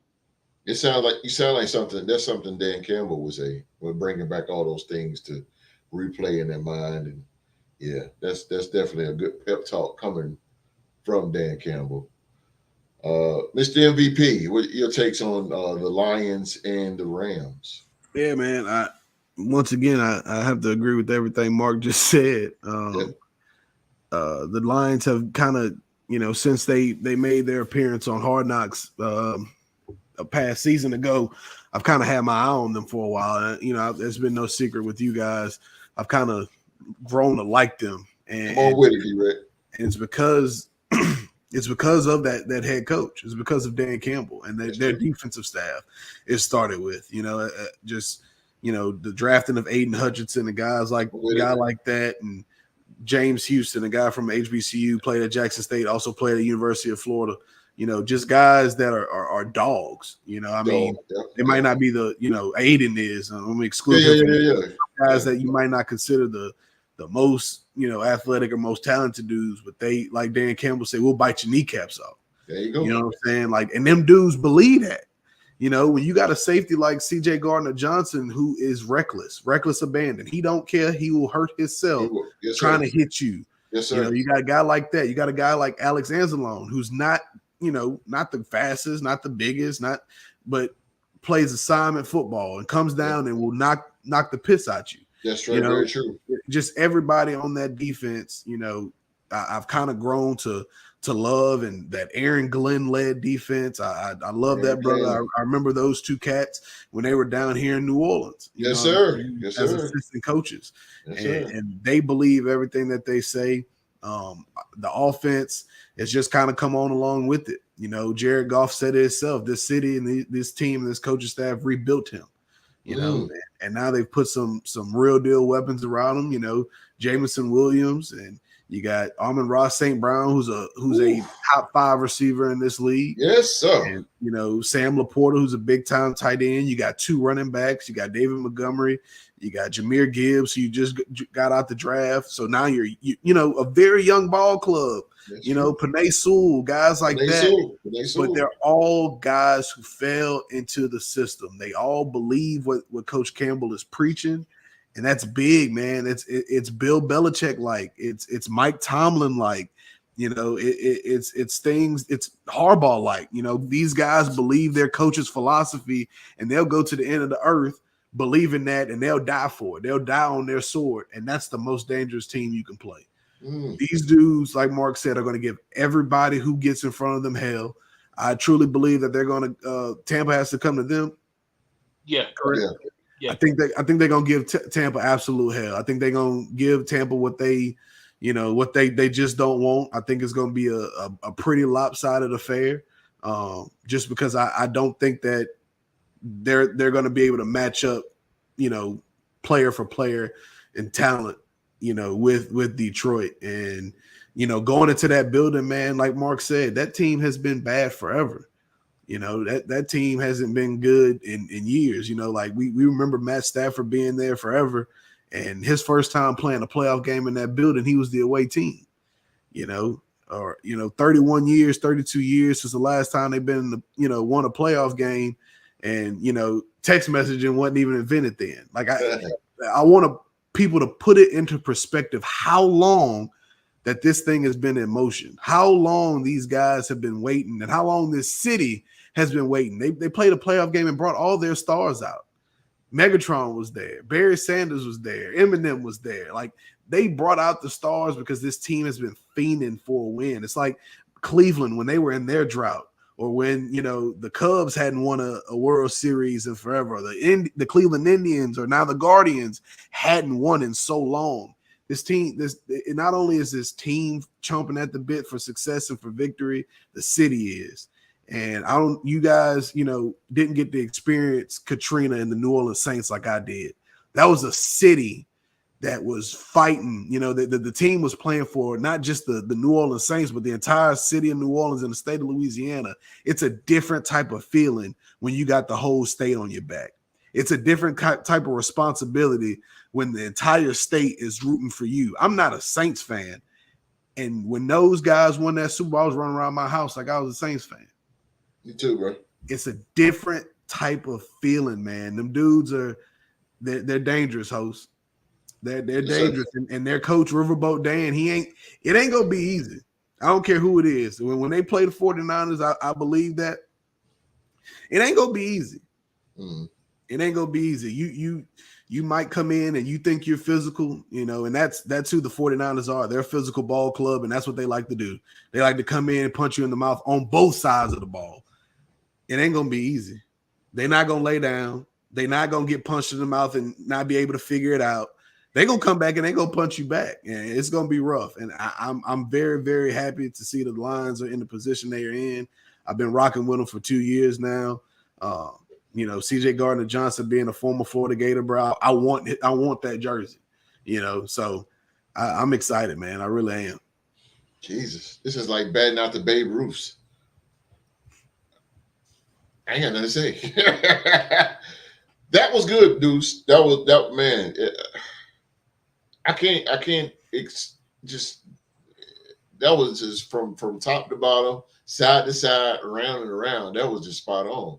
I mean, if that's not motivation for a Lions fan, I don't know what is, bro. But I'm with you, especially when you hit with the city of New Orleans. Because when who was that, Gleason? When he got that kick return, Gleason, yeah, blocked a punt. Bro, I was so hyped. I was so hyped because that city right there, that city went through a lot. Yeah, bro. In that building. So people don't understand, man. That building wasn't empty during that. That was a shelter. That was a shelter. Exactly. That was the biggest shelter that you could, and sadly, a lot of bad stuff happened in that building. And like I said, man, when you get that responsibility, of fighting for a city, in a state, man, you don't take that lightly. And that's why I love Drew to this day for just what he's done for the city of New Orleans, man. He came in and made this place his own, but God damn, that was a good moment. That was a good moment, man. That was a really, really, really, I remember that. That was crazy. But before we move to the last game, I got to give flowers to Matt Stafford. He played a hell of a game. He did. Yeah. Holy smoke, he did. Blood, sweat, and tears. He gave it his all. He gave it his all. The Rams gave it their all. And they made that game the most exciting, like Mark said, the most exciting game of the week. Hey, man, I just want to know. Go ahead, Mark. I just got a quick shout out, man, to a guy named Kevin Dotson, bro. Kevin Dotson. He was drafted by the Steelers. He's from Plaquemine, Louisiana. Played at the University of Louisiana Lafayette. It didn't really work out in Pittsburgh. He wound up getting replaced. I mean, he didn't give up a sack while he was here, but just kind of bigger names got in the way of it. We got a guy from Philly, Isaac Samalu. I don't really know how to pronounce his name, but he wound up getting traded over to the Rams. And he became their starting right guard and played phenomenally. And just being a guy from Louisiana and being a dude that kind of bet on himself and made it work, bro. I just want to give all the props to him, man. He ended up, blocking for Matt Stafford. You know what I'm saying? So shout out to him. That's a fact, dude. Cowboy fan feel the lines. Oh boy, Philly G has triggered me. Yeah, I know. That comment just triggered the mess out of me. I know it. He your boy. Isaac is that dude. We miss him as usual. That triggered the mess out of me. Yeah, I know it, bro. Oh Lord. But my only question about that game, my last thoughts on that game. Mm-hmm. I know he's a part of the enemy team, but considering everything he gave you while he was there, Detroit fans, did you really have to boo Matt Stafford when he took the field Sunday? That's did you crazy. Really have to? Yeah, he took. This dude threw a touchdown with a dislocated shoulder. I'm like, literally, if you want to talk about somebody who gave everything he possibly had to that team and to that city, it was Matt Stafford. And y'all booed him when he came back. You got the freedom of speech and you say what you want. I ain't like that. It's a petty shit. Boy, Philly G got me. Ooh, Philly G, you just triggered me, dog. Yeah, I wish you want to put that comment in there, bro. I'm trying to get there, boy. My Lord. I'm trying, boy. I'm trying. Next game, bro.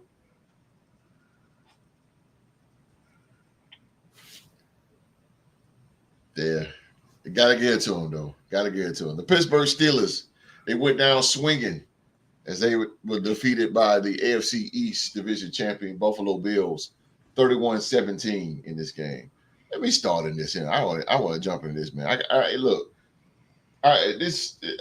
like how Pittsburgh went out. I like that. At one point, I was like, I think I was on the phone with Q. I said, I said, Pittsburgh might come back, bro. Because Buffalo look a little bit shady. They looking, Hey, Pittsburgh giving them the 1-2s and Mason Rudolph coming down here. I'm like, whoa. I'm saying like, oh, we might have us a ball game. Yeah. We might have us a ball game, but I gotta respect and I like the way how Pittsburgh went out. You know, I like that. I like that fight, and it's I try to put that in my teams when we losing. Look, we losing, but we gonna go out. We gonna know us. They beat us, but they gonna know it. You know, and I like the fight that Pittsburgh. I like that comeback that they did. They was close. They were so close, and I was kind of hoping they come back too. I was like, come on, boy, come on with it, come on boy. I can feel it. I'm like, come on, Pittsburgh, come on, bro.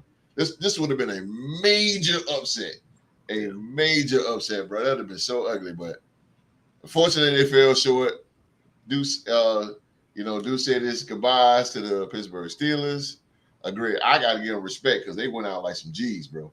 Like Queen Latifah and set it off, bro. Yeah, they went out just like that, and I gotta give it to them. Mark, before I get to the Deuce, your thoughts on this game? Respectfully, can I defer to Deuce and let him go first on this since he is the resident Steeler fan? Okay. Can I do that? So it may. The floor is yours, brother Deuce. Hey man, I just can't help but love who we are as an organization. No matter what, no matter the ups and the downs we go through, you get us in that position, and you gonna get a hungry team. Like we gonna come out and like Host said, man, we threw some punches, bro. You know, like major. When I was sitting here watching it with my fiance, my brother, and I'm watching the game, and I'm like, hey, bro, Minka, go get it. I need you. Yeah. I need you to block this field goal because it's the only chance we got right now. Wow. If you go and block this field goal, we got a shot. Yeah. Sure enough, we block it, right? Set up a short field. We go down, we score, and I'm like, okay. You know, I think it was 7-21 at that point. You can feel it. I'm like, all right. Yeah, you can feel it. Now we in the game. We done got settled because we're young, man. A lot of people fail to realize how young of a ball club we really are. We're very young. So now, with TJ being out, not somebody who can, settle us down, and it just really being all on Cam Hayward's shoulder because he's the vet in the locker room.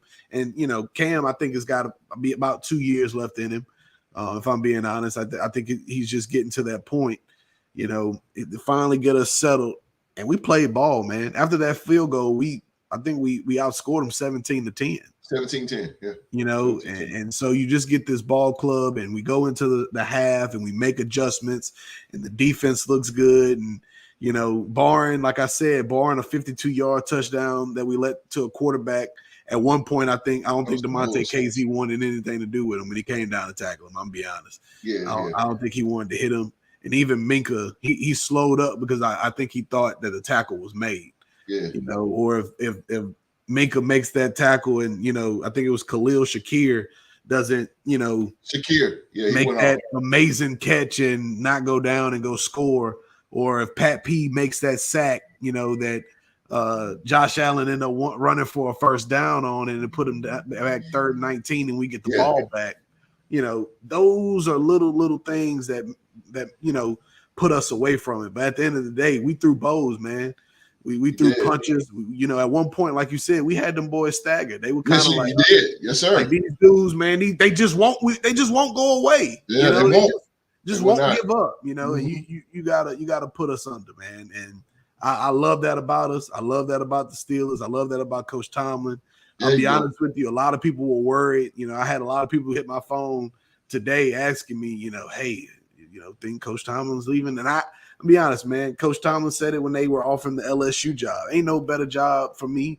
Ain't nowhere else I'm going. There's nowhere else I'm going. I'm gonna be here until the end of my career. And sure enough, he said today that he'll be back to coach it next year. So.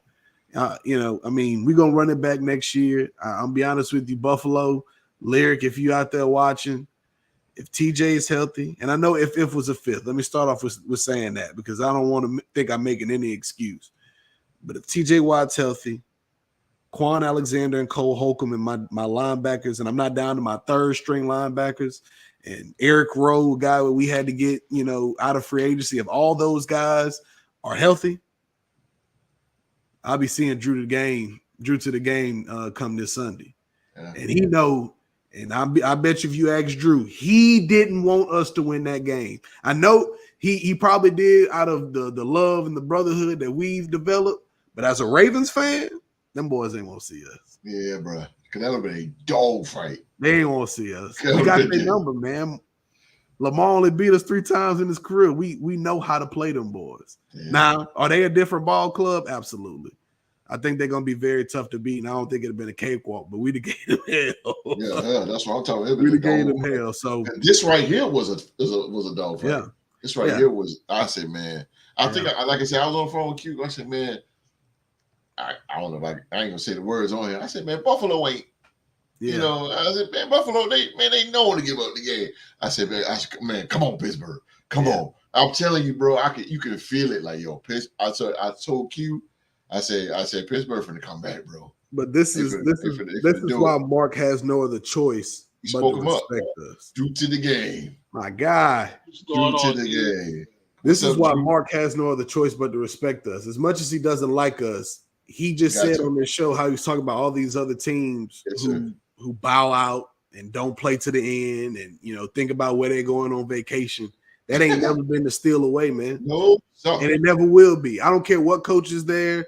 The 3 coaches we've had in our entire existence have all been wired the same way, and that's why we've been successful. I agree with you. So whoever the 4th one is, whoever's going to be Mike Tomlin's successor when he all decides to give it up and it's all said and done, has to be wired the same way. Or you're not going to be the Pittsburgh Steelers head coach. That's city, it, man. That city will let you know.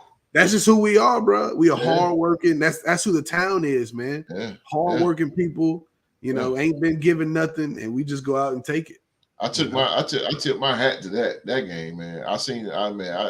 If I was a coach, if Tomlin look, man, y'all hang your heads up high, man, because they went out like a G.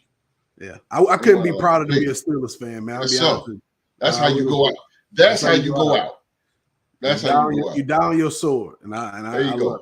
Yeah, I like that. I like that. Can't beat the rest with homecoming. I wouldn't even go bring that up, Drew. That's out to your squad, Deuce. Yeah, man. Yeah, the boys went out, man. All right, Miss Episode. All right, I just want to preference my statement by saying that I, young Mark, am of sound mind and of sound body when I make these following remarks. This is me, ladies and gentlemen. This is me. This ain't no clone. I ain't being mind controlled. It's me. I was legitimately hurt and saddened to see the clock hit 000 and the Steelers were not the winning team in that game. Me too. As much as I despise that franchise and everything they've done to my Raiders over the years, I can't help but respect, like Deuce said, when you have a team who doesn't know the meaning of the word give up. They fight to the bitter end. They never stop giving 110%, no matter what play it is, no matter if it's special teams on a 4th and long getting ready to punt, or if it's the offense on 1st and 5 at the goal line. That team gives you 110% every single down, and I love that about them. And on a personal note, I really wanted Mason to go really, really far because I've been told by a certain friend of mine all season about how the 2 Oklahoma State Cowboys that play for the Pittsburgh Steelers ain't worth a damn, how they're trash. Install that in all caps. What? I've been told that Jaylen Warren is trash. I've been told that Mason Rudolph is trash. Who said Jaylen Warren was trash? Philadelphia G. There is proof on the Real to Sports group. It is in writing if you do not believe me. Philly G on multiple occasions has called my main man Jaylen Warren trash, especially compared to Najee Harris from Alabama. Oh no, bro! But besides all, I'm a Najee fan, bro. Leave my Najee alone, bro.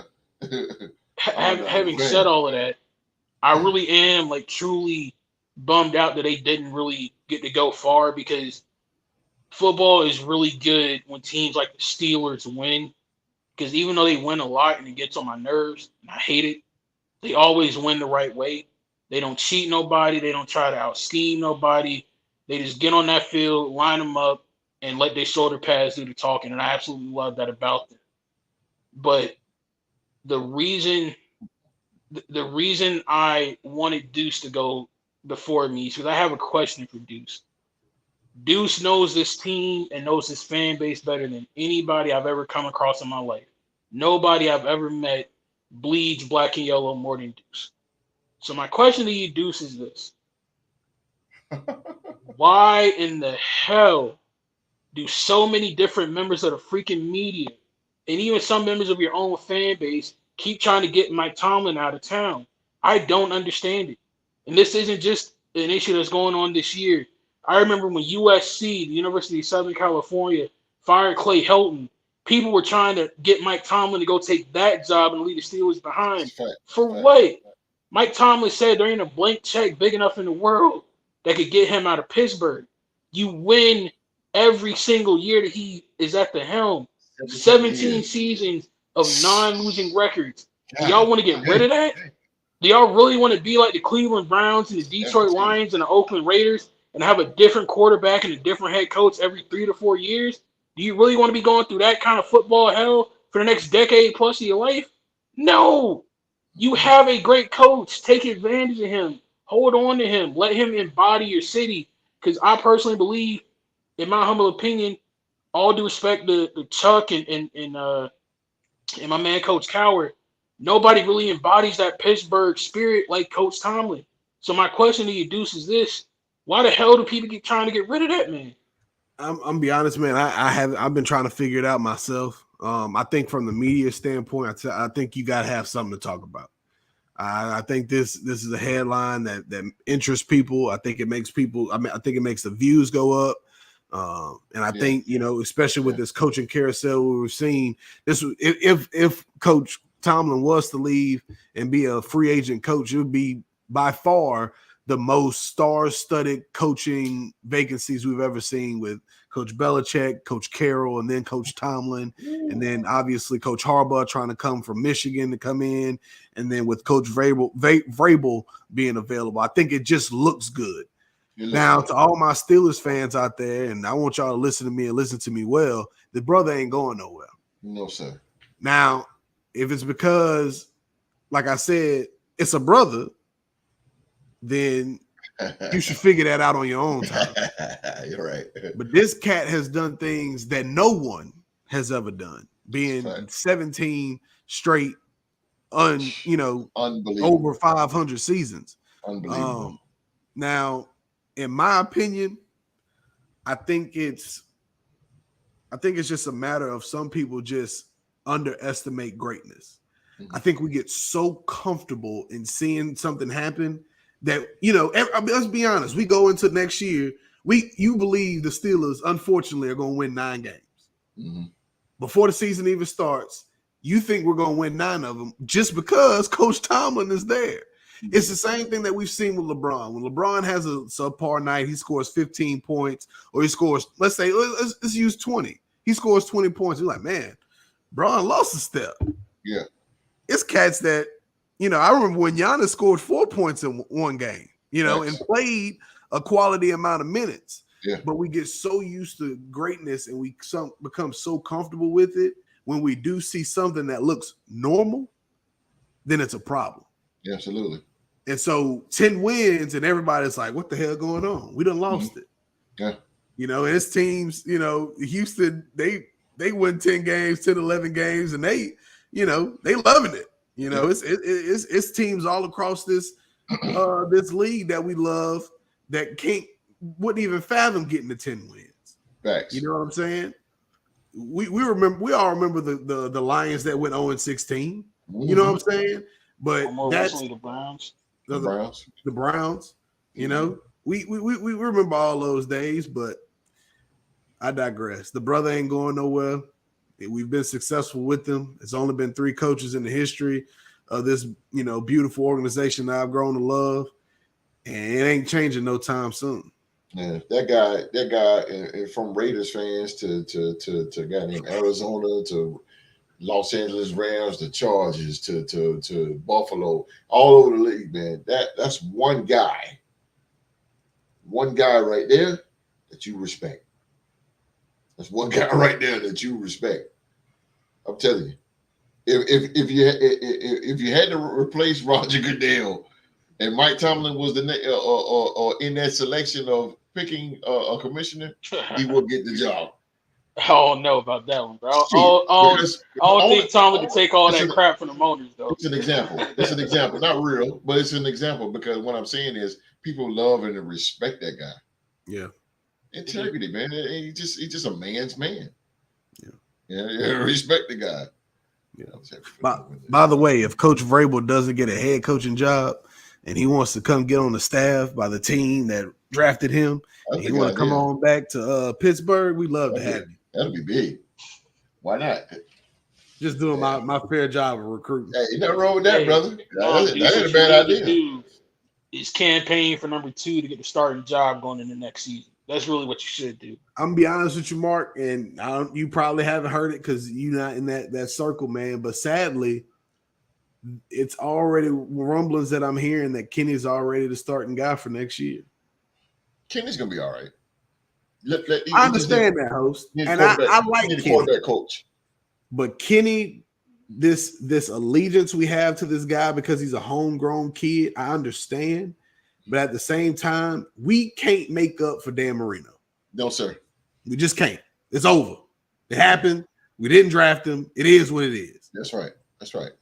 But what we're doing is I believe we're getting him a little bit too comfortable. If it's me, if it's got anything to do with me, we're going into this. It's a competition.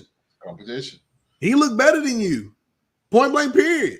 So you got to show me now in St. Vincent's when we go up to training camp. You got to show me right then and there why you're better than him. And if you don't, he'll be jogging out there on the field to take the starting snaps come week 1. You got to fight. Fight for your position. Ain't nothing written in stone, baby. That's what I like about it. That's Coach Tomlin. Ain't nothing written in stone. We all gonna fight. Yep. And that's why he said it. When Kenny's been healthy the last 2-3 weeks. Yes. And the words from Mike Tomlin was, "We leaving the ball in number 2's hand." Basically, the high hand. You can't tell me that was the wrong decision. The boy played phenomenally. He, like I talked about earlier, his confidence and who he is, and just the ability to throw the ball down the field. And but like I said, every game he's played, he's felt that he was the best quarterback on the field. Even when it was number 17 and blue across the field from him, you couldn't tell him he wasn't better. You can see the chip on his shoulder. You can see the chip on Mason Rudolph's shoulder, man. That's how we agreed him at Oklahoma State, baby. I knew that was coming. Well, this one right here, ladies and gentlemen, is the last game. This is the last game. Matter of fact, let me pay some bills real quick. I gotta pay some bills, and then we come back and get to the last game. Then we out of here.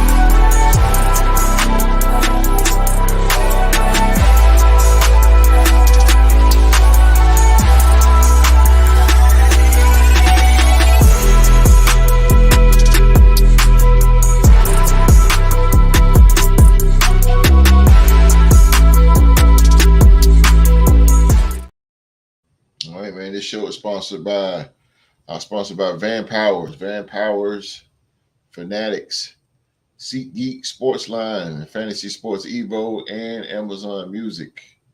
To get discounts for those particular companies, man, the link is in the description box below. Especially, man, if you want to get you some of that good old fan paraphernalia, man, Fanatics. Use the link at the bottom of the screen, man. Get you some good discounts on that. Get you some jerseys, some hats, all that good stuff. Might have to do that hopefully after the draft. See, might have to grab that Devontae if he stay, Mark. Nah, bro, we gotta get you a Luis Perez jersey, man, or the Hell UFL. no. Hell no. But I'm definitely gonna grab that 98. We gotta see if he gonna stick around too, host. Son of a gun, yeah. I know, right? And Amazon Music, man, you get 1 month free courtesy of the Real Sports Podcast. 1 month free. Sign up at Amazon Music, Fantasy Sports Evo, Sports Line, SeatGeek, concerts, NFL game, get discounts on tickets at SeatGeek. And it's about to be springtime in a few months, man. Van Powers, if you're a bike rider, use Van Powers, man. All right, man. Again, I'm back here with Mr. Episode and the MVP. And we're going to kick it off on this last game before we get out of here. We apologize for the overtime, but you know how it is, man. When brothers talk football, we go at it. We go. But we're not going to be for you long here. We got one last game, and it is between the Philadelphia Eagles.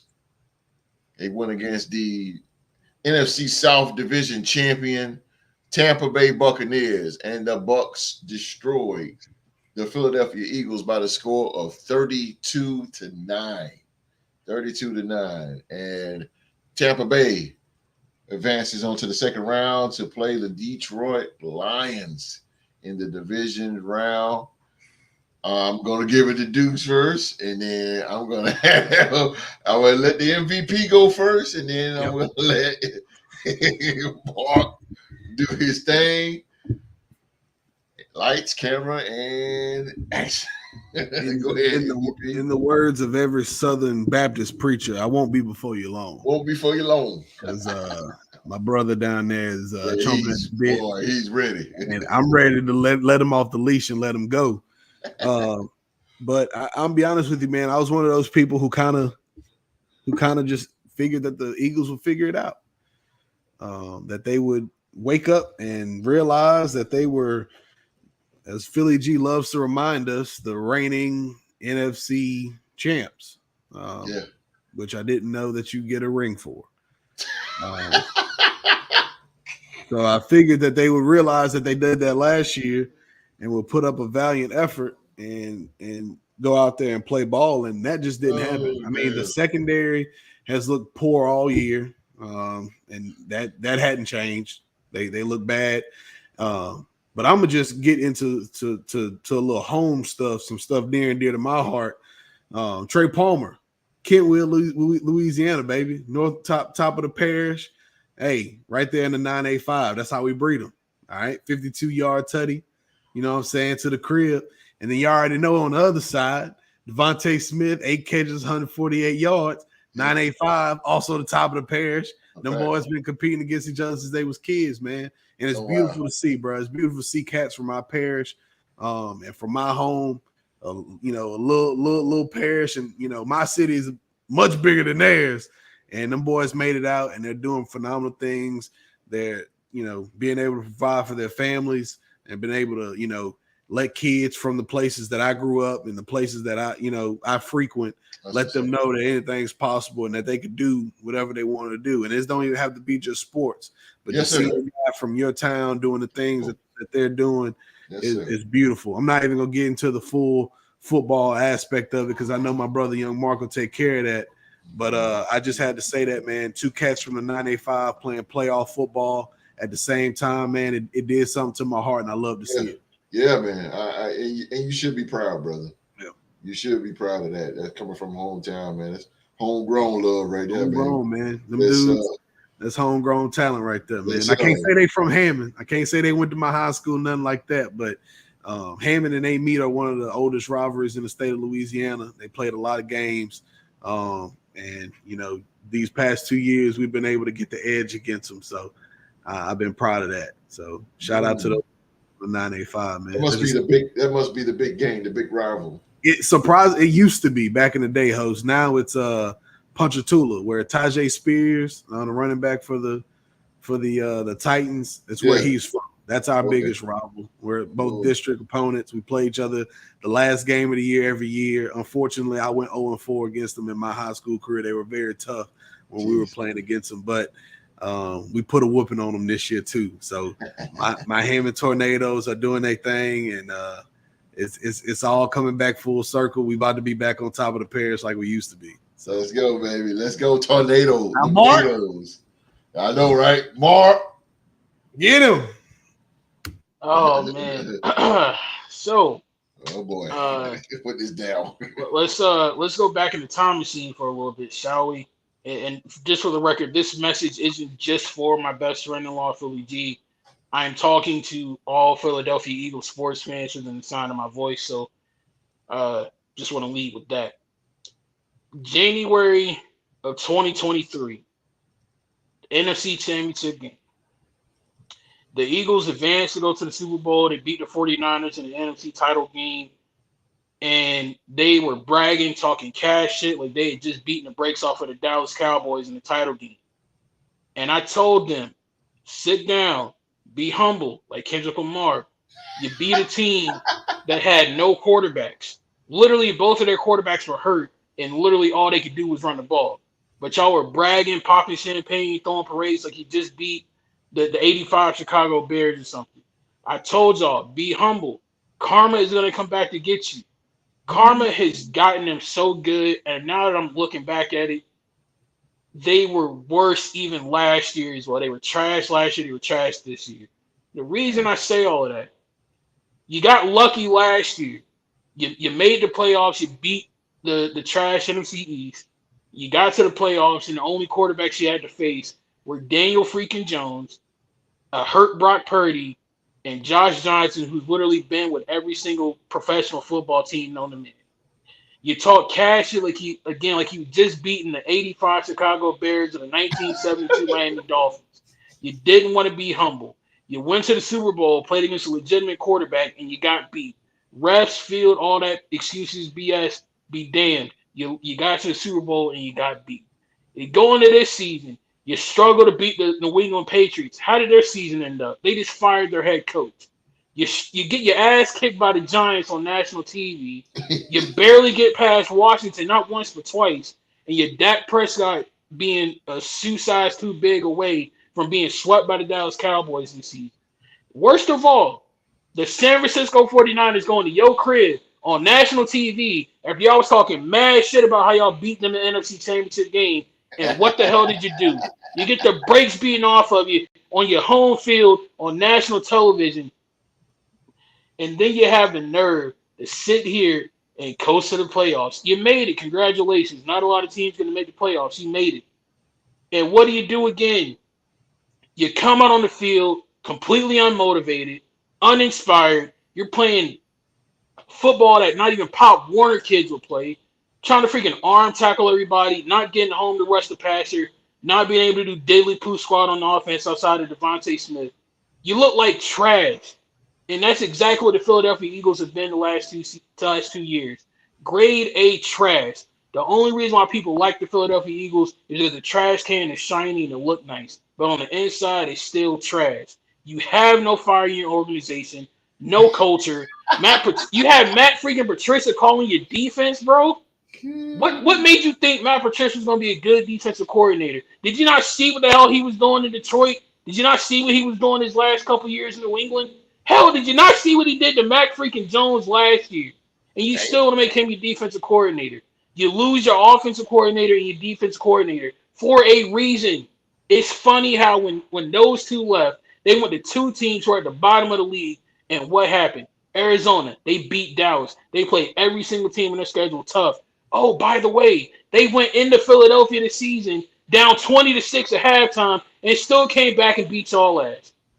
Philadelphia, I'm so sick of y'all. And then what makes this even worse, y'all are the biggest sore losers on the face of the freaking earth, bro. You sitting here in the Real Sports group trying to downplay the NFC South, talking shit to the GC and the Saints because he said that the Saints were better than the Eagles. It's a fact of life, bro. The New Orleans Saints are a better football team from top to freaking bottom than the Philadelphia 10-man Eagles, okay? You want to talk about how their division is trash, how nobody wants to win the division. You made the freaking playoffs as the defending NFC champions and got beat the hell out by a sub-500 team with a losing record and a journeyman quarterback. Get the hell out of here, bro. You ain't contenders for nothing, man. Freaking Birmingham Stallions from the USFL would have put up a better fight than the freaking Eagles. Hey. God, Ooh. I'm done. Philadelphia, just please sit down and shut the hell up. Okay? You got embarrassed multiple times on national TV. Do not be out here making excuses, talking cash shit about other teams and their fan bases, what they're going through. And please, for the love of God, I almost forgot about this. For the love of the good Lord, do not sit here and compare yourself to the Detroit Lions fan base, talking about you've been suffering for the last 50 years. Ron Jaworski got you to the Super Bowl. You went through the 90s with Reggie White and Randall Cunningham at quarterback. Yeah, you was down a little bit in the late 90s, but then Donovan McNabb and Andy Reid came in and had y'all competing for NFC championships throughout the 2000s. But I guess that's all you're good for, an NFC freaking championship. Jesus. I'm done, host. So, Mark, I just one question real quick. It's no doubt who the better team in the state of Pennsylvania is, right? Without question, it's the Pittsburgh Steelers all day long. And then long. Deuce go hit him with a low blow. Just checking.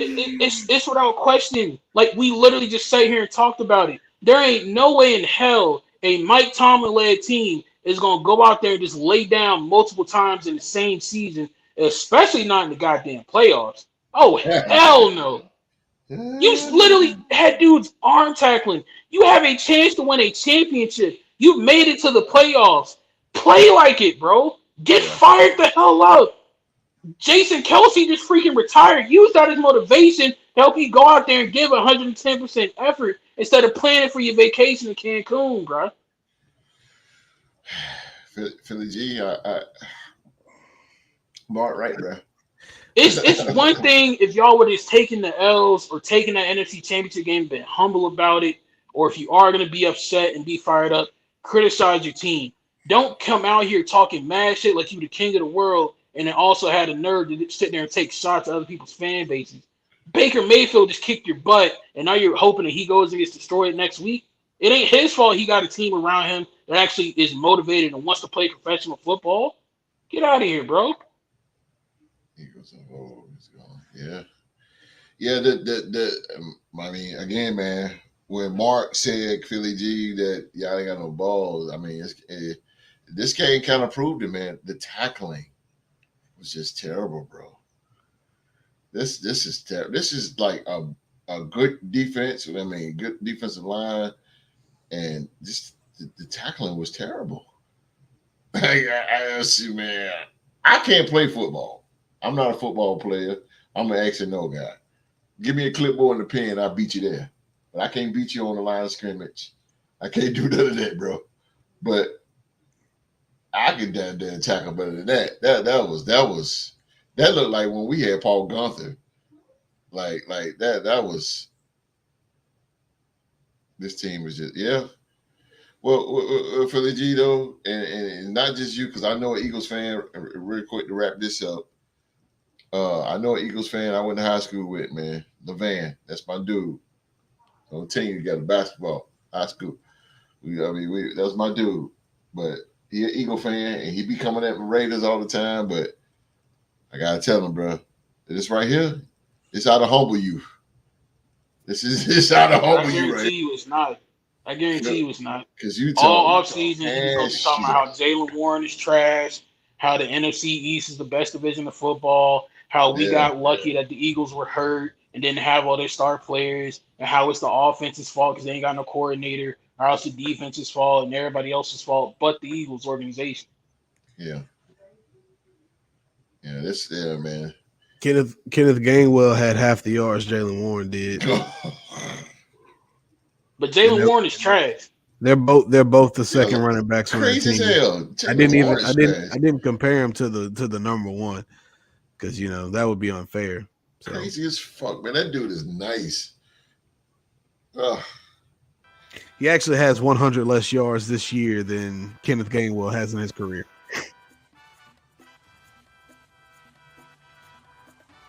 Nothing else to say. Warren is. How can you? How can you say this my dude man is trash? Trash in all caps. Well, I mean, to each his own. Damn. Mark, you all right? I'm good. I just now know better than to ever have any faith or hope that the Philadelphia Eagles will amount to anything when it comes to winning a championship or when it comes to having success on the field. I have no reason to believe in them anymore. And shame on me for thinking that they would be able to get back to the Super Bowl. Shame on me for that. It's a little humble pie, Philly G. Ain't nothing wrong with a little humble pie. Can't take a shot at the throne and miss, my boy. That's all I'm saying. I mean, like, respectfully, this is me. Deuce knows firsthand. I talk shit with the best of them when it comes to football. But when I lose, I give my opponents their respect, and I tip my cap to them, and I take my L humbly like a man. Hey, I don't take shots at other teams and other divisions because my team got their ass beat on national TV. I took my crow against Kansas City, but I got my crow back. I ate my crow. Oh, man. I got to be like a drum week one. Still made it to the playoffs. You got it back. And you beat the Raiders 2 years in a row. So. And we scored 17 points. See? With our third string quarterback. There you go. You went out with the best loss of this week. Yeah. And now we're gonna go out with the best this week, man. That's all the football talk. Again, man, we held you guys for a good little minute, but again, man, it's football. What can you say? Can't really put a cap on football. They're back for 25. But, for the record, I did say if they saw them again, they were gonna win that rematch. Yeah. Well, Baker Mayfield is trash. I don't know about that. He balling out this year and he's proving it because he going to Detroit. So, hey, I'm just one of the guys. Enjoy the offseason, cuz. Word up. Hey, see you back in Pennsylvania, my boy. That's a fact, bro. Oh, man. All right, well, that's our show for today, man. As always, we want to thank you for watching another episode of Sports to Talk About. Please remember, hit that thumbs up, man. And if you really, really like us and you want to see us every single week talking that sports, man, hit that subscribe button. Turn on that bell for all notifications. The MVP is back. The MVP is back. He is back, man. And since his beloved 6-time Super Bowl champion Pittsburgh Steelers went out with a bang, we're going to end it with the MVP. Hey, man, thank y'all so much for being here with us on this Tuesday. I just appreciate all the support each and every week, man. We appreciate it. It keeps us going. It makes us want to keep giving y'all the best content that we can. To all my Steelers fans out there, hey, always remember the standard is the standard. Hey, we did what we could. That's right. All we could do. Now, we'll go home and use our tears to shine all 6 of those beautiful Vince Lombardi trophies got back at the crib. So there you go, baby. There you go. Always remember it's a great day to be Deuce, baby. Always. Hey, now we all waiting on April. Yeah. Well, we all waiting on April to see what we going to get in the off season. You got to love it.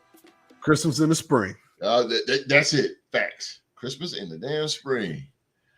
All right, man, we're going to get on up out of here, man. We will be back in the building, though, this Saturday with more football talk, man, as we get ready for the division round of the 2023 NFL playoffs. And if everything goes well and everything goes to plan, man, we will have some special guests come through and talk some football with us. Jim and Justin from Spitballing Sports Podcast. Yes, from Spitballing Sports Podcast. Jim and Justin, man, they will be joining us live right here on the Riddle Sports Podcast this Saturday. So we got some guests coming through, man, and those guys bring it. They bring it, man. So we're gonna have those guys come on in and talk some football with us this Saturday. So again, this Saturday, man, we got special guests coming through, man, from Jim and Justin from Spitballing Sports Podcast, man. So come on back Come on back with us Saturday at 2 p.m. live right here. 2 p.m. Saturday, 2 p.m. live right here on YouTube. And of course, you know what I'm saying? Believe in your team. Most importantly, believe in yourself. And everybody around the world, be safe and stay safe. Putting it down, 747, down, up. Ladies and gentlemen, we are out.